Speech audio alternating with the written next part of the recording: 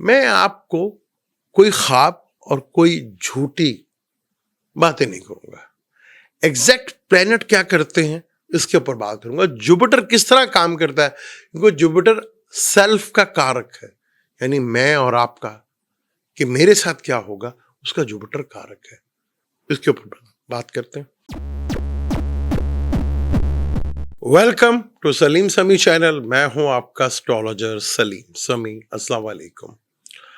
ये 2026 की हमारी पहली वीडियो है। इसके ऊपर पिछले साल मैं बहुत सी चीज़ें डिफरेंट एस्ट्रोलॉजी से रिलेटेड आपको बता चुका हूँ कि किस तरह हम देखते हैं कि हम अपना आने वाला जो वक्त है वो किस तरह चीज़ों को लेकर चलेंगे और कौन सी चीज़ों को हम आगे प्लैनेटरी कंडीशन के साथ, क्योंकि ट्रांजिट बड़ा ही इंपॉर्टेंट होता है और ख़ास तौर पर 4 बड़े प्लैनेट्स जुपिटर, सैटर्न, राहु और केतु, इनका जो ट्रांजिट होता है वो बहुत ही ज़्यादा इम्पोर्टेंट होता है। और मैंने आपको डिटेल से बताया भी था कि जुपिटर का जो है, जब भी मैं अपने बारे में पता करूंगा तो मैं जुपिटर से देखने की कोशिश करूंगा कि मेरे साथ क्या होगा। ये बहुत ही इंपॉर्टेंट है। जब अपने सेल्फ के बारे में पता करना है तो जुपिटर का ट्रांजिट बहुत ही इंपॉर्टेंट होता है। तो जुपिटर के ट्रांजिट से ही हम देखते हैं कि मेरे साथ आगे क्या होगा, मैंने क्या क्या मेरी चीज़ें हैं वो हो सकती हैं और क्या क्या वो चीज़ें हैं जो मेरे लिए प्रॉब्लमेटिक हो सकती हैं। अगर मैंने कैरियर का देखना है तो कैरियर के लिए मुझे सैटर्न से रिलेटेड ही चीज़ों को मैं अपनाऊंगा, यानी कि सैटर्न ही से देखूंगा कि मेरा कैरियर जो है किस तरफ आगे चलेगा। क्या मुझे बिजनेस की तरफ जाना पड़ेगा, चाहे मुझे जॉब छोड़नी पड़ेगी या कोई नई जॉब करनी पड़ेगी। ये जितना भी कैरियर से रिलेटेड चीज़ें हैं वो हम सैटर्न से ही देखेंगे, यानी जितना भी, चाहे वो जॉब है या बिजनेस है, वो हम अपना देखेंगे सैटर्न के साथ ही हम देखते हैं। अगर मैंने देख लिया यार मुझे कौन सी इस साल प्रॉब्लम आ सकती है, तो उसके लिए जो है वो राहु को देखा जाता है। राहु के ट्रांजिट को देखा जाता है कि राहु किन प्लैनेट के साथ कंजक्शन में है, किन प्लैनेट के साथ वो ट्राइंग बना रहा है। और केतु, कौन सी चीज़ें हैं जो मैं छोड़ सकता हूँ और कौन सी चीज़ें हैं जिसको मैं अडॉप्ट कर सकता हूँ, वो केतु से मैं देखा जाता है। तो मेरी कोशिश ये होती है कि आपको कोई ना कोई चीज़ एक्चुअल बताऊं कि एक्चुअल प्लेनेट करते क्या हैं। हमारे यहाँ अभी तक वो कि 4 जोड़ी को अमीर कर दो, 2 को गरीब कर दो, बाकियों को ऐसा कर दो, खुश करने के चक्कर में लग रहते हैं। अच्छा, वो खुश आप कहते हैं तो खुश करते हैं। आपको कहीं ना कहीं ये चीज़ ज़रूर समझनी पड़ेगी, इतना समझना ज़रूर पड़ेगा कि अब चार्ट बनाना कोई मुश्किल काम नहीं है। आप अपना नाम डालते हैं, डेट ऑफ बर्थ डालते हैं, प्लेस ऑफ बर्थ डाल के आपको चार्ट सामने आ जाता है। हमारे पाकिस्तान में एक बड़ी प्रॉब्लम ये भी है कि हमारे एग्जैक्ट टाइम किसी के पास नहीं होता। अब तो मोबाइल्स पे बेशुमार वैदिक एस्ट्रोलॉजी से रिलेटेड एप्लीकेशन है जहां आप अपना डेटा देख सकते हैं। ये कोई अब मुश्किल काम नहीं रहा। लेकिन हमारे यहाँ लोग इतने के ज़्यादा वो कंफर्ट में रहना पसंद करते हैं। वो कहते हैं जी ये भी काम आप ही कर दें। ये कोई भी नहीं करके देगा आपको, आपको खुद ही करना पड़ेगा। आप किसी से भी कंसर्न करेंगे, मेरे से भी करेंगे तो डेफिनेट मैं आपसे चार्ज करूंगा, पैसे लूंगा, तभी बताऊंगा ना, अदरवाइज नहीं। तो इतना सा काम आप अगर खुद कर लें तो वो आपके लिए ज़्यादा बेहतर है। इतना महल अब कहते हैं जी मोबाइल सबको सब कुछ आता है, अपनी मतलब की बात सबको निकालने आती है, वो निकाल लेते हैं। तो ये चार्ट अब तो मोबाइल्स के अंदर बेशुमार एप्लीकेशन है जिसके थ्रू आप अपना चार्ट भी देख सकते हैं। अब जुपिटर का ये ट्रांजिट जो हुआ है, 5 दिसंबर को जुपिटर वापस बुर्ज जोजा में आया। अब बुर्ज जोजा में जुपिटर रेट्रोगेट की सूरत में आया, यानी कि रेट्रोगेट ही आया है। अब जब बुर्ज जोजा में ये आया है तो क्या किस तरह ये आप पर काम करेगा, ये बड़ा इंपॉर्टेंट होता है। अब जुपिटर रेट्रोगेट है। अब रेट्रोगेट जो प्लैनेट है वो पिछले घर का असरात देता है। तो यानी 11 मार्च तक जो जुपिटर जोजा है, और जोजा जो है वो मरकरी का घर है, यानी आपका जो मरकरी है वो भी एक्टिवेट हो गया है। जहाँ बुर्ज जोजा जो है एक्टिवेट हो गया तो मरकरी प्लैनेट भी आपके कुंडली में जहाँ पे भी बैठा होगा वो भी एक्टिवेट हो गया है। अब आपने करना क्या है, देखना ये है कि उससे दूसरा घर जो पिछला घर है वो टॉरस का घर है। टॉरस में बैठा हुआ प्लेनेट और उससे ट्राइंग में बैठे हुए प्लेनेट और उसके बिल्कुल ऑपोजिट बैठे प्लेनेट, यानी कि टॉरस में आप उसकी ट्राइंग जो बनाएंगे वो टॉरस से बनाएंगे क्योंकि जुपिटर रेट्रोग्रेड है। तो टॉरस में बैठा हुआ, विर्गो में बैठा हुआ और कैप्रिकॉर्न में बैठा हुआ, ये ट्राइंग बनती है। और बिल्कुल ऑपोजिट जो है टॉरस के जो है वो स्कॉर्पियो आता है।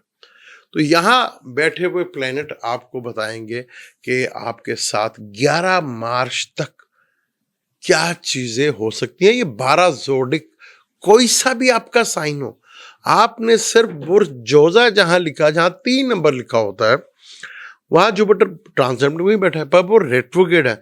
जहां 2 नंबर लिखा होगा, 6 नंबर लिखा होगा और 10 नंबर लिखा होगा, 10 कहते हैं कैप्रिकॉर्न को, 6 कहते हैं विर्गो को और 2 नंबर कहते हैं टॉरस को। तो यहां बैठे हुए प्लेनेट के ही असरात आपकी जिंदगी में वो पड़ेंगे। जब ये सीधा होगा तो फिर ये बुर्ज जोजा यानी डायरेक्ट मोशन में होगा।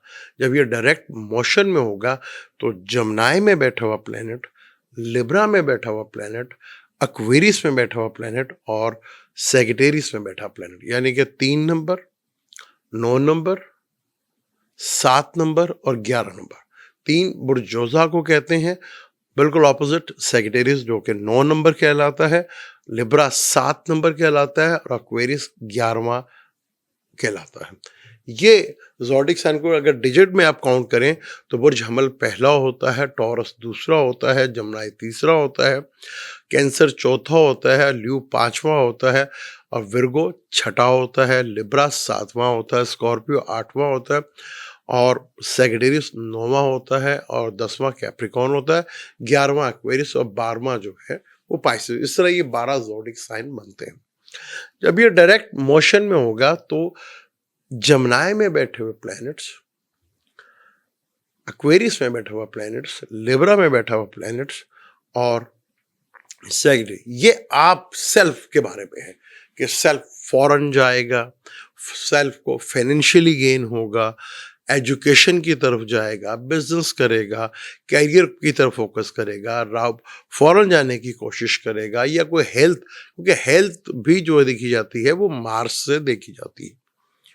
केतु है वो कई चीज़ों को ब्रेक करना, ख़त्म करना, छोड़ना, कोई नई चीज़ की शुरुआत करना, जड़ से जुड़ना, ट्रेडिशन से जुड़ना, ये है। राहु और केतु जो है, राहु और केतु दोनों एक दूसरे के ऑपोजिट होते हैं। जहां राहु होगा उसके बिल्कुल ऑपोजिट केतु होता है।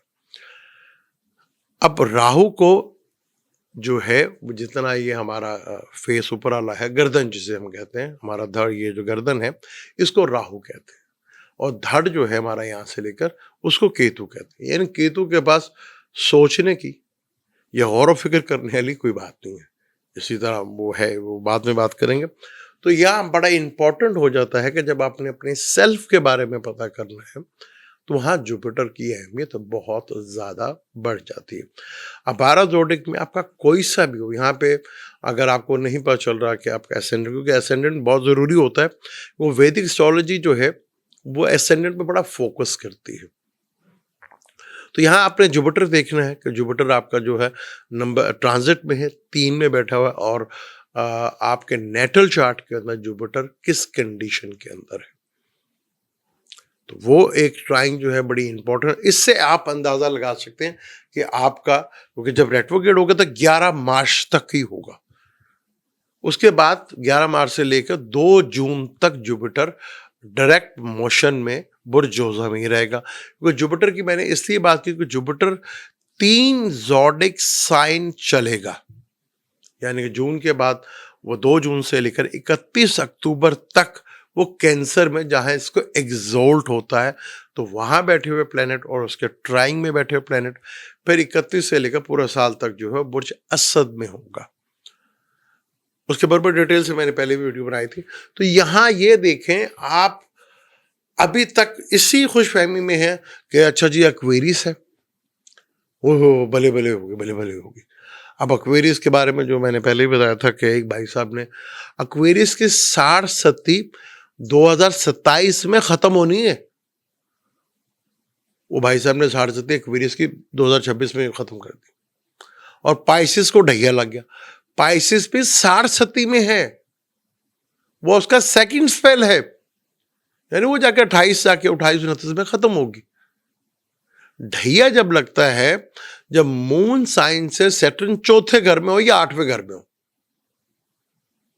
जैसे सैजिटेरियस को मून अगर किसी का सैजिटेरियस है तो 4th हाउस यानी Sagittarius, Capricorn, Aquarius and Pisces, उसका 4th हाउस बनता है। तो वो ढैया लगा। ल्यू का 8वां घर बनता है, तो उन्हें मून साइन जिनका है उनको वो लगा। ये लगन से नहीं देखा जाता, ये मून साइन से देखा जाता है। तो हमारे यहाँ लोग झूठ सुनना पसंद करते हैं या अच्छी अच्छी बातें सुनना पसंद करते हैं, इसलिए फिर कहते हैं कि जी एस्ट्रोलॉजी गलत। एस्ट्रोलॉजी गलत नहीं है, आपको बताने वाला और आपका समझना, उसमें बताने वाले का ज़्यादा कसूर नहीं है, आपका समझना। आप समझते हैं कि जी मैं इस महीने में पैदा हो गया तो मेरा ये है, तो आपने ज़रा से भी चीज़ों को समझने की कोशिश नहीं की, इसी वजह से आप अक्सर एस्ट्रोलॉजी को गलत कह देते हैं।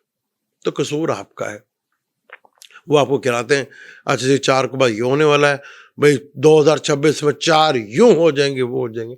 अगर ये झूठ सुनना है तो वो आपकी मर्जी। इसी तरह अब हम सैटर्न के ऊपर बात करेंगे अगली वीडियो के अंदर कि कैरियर को हम कैसे सैटर्न से देखते हैं। मुझे दें इजाज़त, इंशाल्लाह मिलते हैं अगली वीडियो में। अल्लाह हाफिज़।